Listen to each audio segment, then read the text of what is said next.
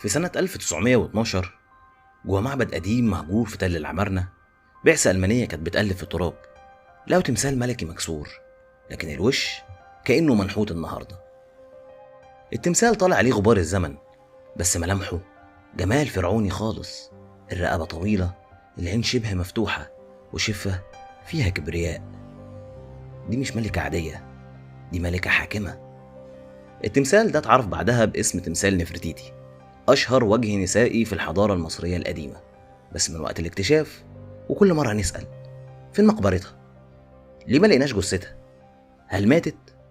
ولا حكمت في السر؟ ولا اتشالت من التاريخ؟ نفرتيتي الاسم معناه الجميلة أتت، بس الحقيقة هي ما جاتش بس، دي حكمت وغيرت وبعدين اختفت.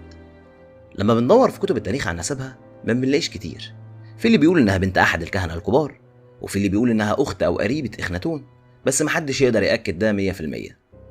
اتجوزت الملك امنحتب الرابع قبل ما يغير اسمه لاخناتون ويبدأ اخطر ثورة دينية في تاريخ مصر. من اول ما بقت مراته ما كانتش الملكة اللي وراه، كانت الملكة اللي جنبه. ظهرت معاه في النقوش الملكية مش قاعدة ورا، واقفة جنبه بنفس الحجم، لابسة التاج الازرق وماسكة الصولجان. نفرتيتي كانت الوجه الظاهر لحكم ديني جديد، مش مجرد زوجة ملك. خلفت 6 بنات بس محدش فيهم حكم، وبعض العلماء بيقولوا ان توت عنخ آمون نفسه كان ابنها من اخناتون، بس في خلاف كبير حوالين ده. كانت شخصية ذكية قوية وقادرة على التأثير في الحياة الدينية والسياسية، لدرجة ان في برديات بتقول انها كانت الملكة الكاهنة الكبرى لعبادة أتون. نفرتيتي ما كانتش بس ملكة جميلة، كانت مشاركة في حكم واحد من اكتر العصور الفرعونية إثارة وخطورة.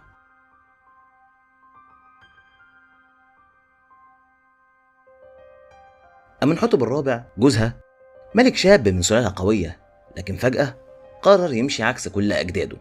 في السنة ال5 من حكمه غير اسمه من أمنحتب لإخناتون، يعني المخلص لأتون. أتون ده الإله الجديد اللي شاف فيه نور واحد لإله واحد، وساعتها حصل الزلزال الكبير.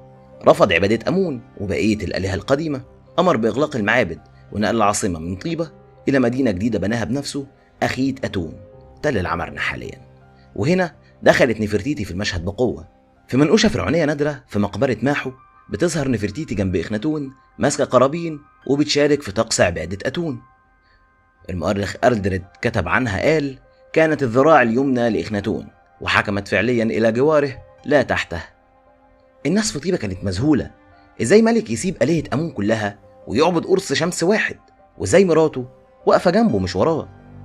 التماثيل القديمة بدأت تتكسر، نقوش أمون اتمسحت، وكهنة طيبة بدأوا يهاجموا إخناتون في السر، بس إخناتون وفرتيتي ما كانوش بيرجعوا لورا. وفي لوحة شهيرة في متحف برلين بتظهر نفرتيتي بتضرب أعداء مصر بالصولجان، وده مشهد كان حكر على الفرعون نفسه. نفرتيتي ما كانتش ملكة متفرجة، دي كانت بتشارك في كل شيء، الدين، الحكم، الطقوس، حتى السياسة الخارجية. من السنة ال12 في حكم إخناتون الاسم العظيم نفرتيتي اختفى من النقوش، ولا اتذكرت بعدها في المعابد ولا في القبور ولا حتى على جدران العاصمة أخيت أتون. فجأة الملكة اللي كانت دايما في المشهد محدش عرف راحت فين. وهنا بدأت النظريات تنتشر. النظرية الأولى إنها ماتت فجأة. عالم المصريات جيمس آلين كتب: ربما توفيت في السنة 12 من حكم إخناتون بسبب الطاعون أو وباء اجتاح مصر. لكن لو ماتت فين مقبرتها؟ فين جنازتها؟ فين أي أثر ليها بعد الوفاة؟ ولا حاجة. النظرية التانية إنها اتشالت سياسيا بعد ما الثورة الدينية لإخناتون بدأت تنهار، كان في ضغوط من كهنة أمون. بعدين المؤرخين بيقولوا إن الملكة اتشالت من المشهد. المؤرخ البريطاني توبي ويكنسون قال: التغيير السياسي والديني قد يكون دفع إخناتون لإبعاد أقرب الناس إليه. لكن ده برضه مش أكيد، لأن في بردية تانية من السنة 14 فيها اسم امرأة قوية بتتسمى عنخ خبرو رع نفرتيتي، وده ممكن يكون اسمها الملك الجديد بعد ما حكمت بنفسها. النظرية الثالثة بتقول إنها كانت فرعون باسم تاني. بعض علماء الآثار بيقولوا إن نفرتيتي ممكن تكون هي نفسها فرعون غامض ظهر بعد إخناتون اسمه سمنخ كارع. الباحثة جويس تلدسري كتبت: من المحتمل أن نفرتيتي لم تختفي، بل عادت بسلطة أكبر كفرعون تحت اسم مختلف. ده بيفسر ليه اختفت فجأة وليه ما تعملهاش مقبرة باسمها. نفرتيتي ما ماتتش فجأة، يمكن لبست تاج فرعون واختارت تختفي جوه التاريخ. في سنة 2015 اللي حصل كان ممكن يغير التاريخ كله. نيكولاس ريفز وهو عالم آثار بريطاني كان بيبص على صور عالية الدقة لمقبرة توت عنخ آمون في وادي الملوك. في الصور لاحظ حاجة غريبة. نيكولاس ريفز قال إن في فواصل واضحة في الجدران ممكن تكون أبواب اتقفلت. ريفز قال بعدها إن في غرفة مخفية ورا جدران مقبرة توت، وإنها مش غرفة عادية، دي ممكن تبقى مقبرة نفرتيتي نفسها. ليه هناك؟ عشان توت عنخ آمون مات صغير وما كانش عنده مقبرة جاهزة، فدفنوه في جناح ملحق بمقبرة أكبر ممكن تكون مقبرة أمه أو ملكة قبله. عملوا مسح بالرادار وكان في إشارات فعلا إن فيه فراغ ورا الحيطة، لكن بعد كام سنة الدراسات قالت إن مفيش تأكيد، والسلطات المصرية ما وافقتش على الحفر. زي حواس في تصريح رسمي قال لا يوجد أي دليل أثري حقيقي يثبت وجود غرفة خلف مقبرة توت. بس ريفز ما زال متمسك برأيه وقال إنه مستعد يراهن على إنها هناك. يعني من الآخر المقبرة ممكن تكون ورا حيطة، بس لحد دلوقتي لسه محدش فتح الحيطة دي.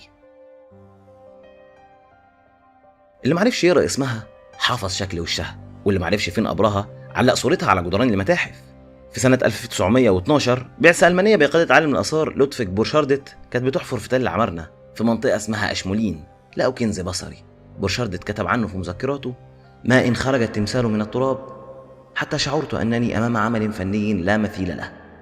التمثال من الحجر الجيري بعرض 20 سم تقريبا، متلون بألوان فرعونية أصلية، وبيظهر نفرتيتي بالتاج الأزرق الشهير. التمثال اتهرب لألمانيا بشكل مريب. في تقرير بورشاردت للسلطات المصرية وقتها قال إن التمثال مش مهم فنيا، فسابوه ياخدوا ضمن القطع اللي اتقسمت بين مصر وألمانيا حسب اتفاقية التقسيم. لكن بعد ما وصل برلين ظهر التمثال في معرض مغلق، وبعدها بقى أيقونة عالمية. مسؤول ألماني كتب وقتها إنه أجمل عمل نجا من الحضارة الفرعونية. مصر طلبت برجوع التمثال سنين طويلة ورفضت ألمانيا، وقالت إن التمثال ملكهم وإن نفرتيتي بنتهم. ولحد النهاردة التمثال في متحف برلين الجديد، بيتفرج عليه ملايين وبيتصور وبيتباع منه نسخ، وإحنا لسه بندور على مقبرتها.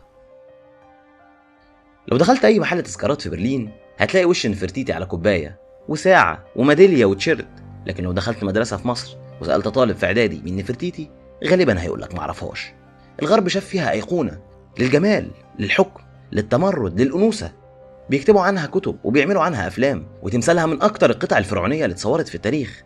في 2022 صحيفة ذا جارديان وصفتها بالوجه الذي لا ينسى.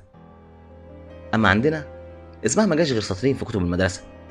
كان لها تمثال منحوت بشكل غريب جدا في مدخل مدينة المنيا، ولا ليها مسلسل ولا حتى وحدة درست عنها في منهج الفن أو التاريخ.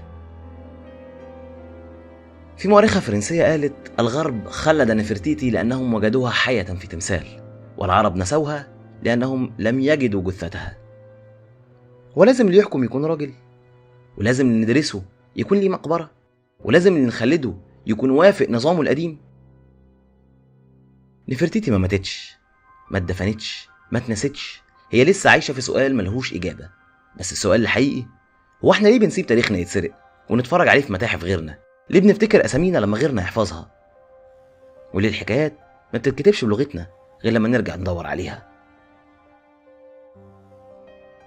كان معاكم أدهم أمين، وكل ليلة من ليالي الموسم ده كنت بحكي لكم واحكي معاكم عن حاجات نسيناها، عن ممالك قامت ووقعت، عن أبطال ماتوا وناس لسه بندور عليهم، عن حواديت مش دايما تنفع قبل النوم لكنها كانت لازم تتقال عشان اللي جاي بعدنا يلاقي الحكاية كاملة ما انتهتش عند أول سطر. الموسم خلص بس الحواديت ما بتخلصش، ولا حلقة منهم كانت مجرد قصة. كل حلقة كانت جزء من تاريخ الإنسانية بشكل عام ومن روحي بشكل خاص.